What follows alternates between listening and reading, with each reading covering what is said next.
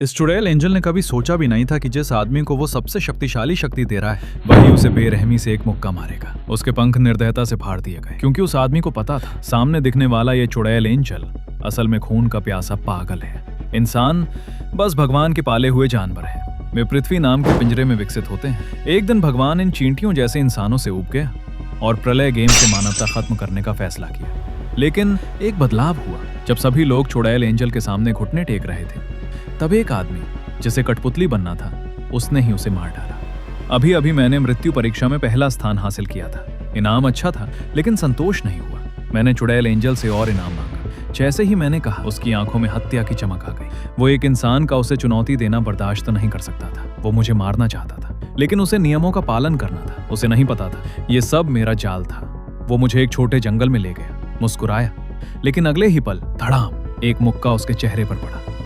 वो जमीन पर गिर गया। मैंने मौका नहीं दिया, सीधे उसके पंख पकड़कर उखाड़ दिए। मैं जानता था उसकी मारने की शक्ति दिन में सिर्फ एक बार काम करती है, इसलिए मैंने उसे यहां उकसाया था। चुड़ैल एंजल चीखा, मुझे छोड़ दो, मैं तुम्हें और शक्तियां दूंगा। लेकिन उसकी बात पूरी होने से पहले ही उसका सिर जमीन पर लुढ़क गया। मैं ये सब जानता था क्योंकि मैंने 1000 बार पुनर्जन्म लिया था। हर बार मैंने इन चुड़ैल एंजल की झूठी अच्छाई देखी थी और इस बार मैं बना पहला इंसान जिसने चुड़ैल एंजल को मारा। इनाम मिला छिपी हुई उपलब्धि, देवहंता, एस ग्रेड हत्यारून और एंजल का खून।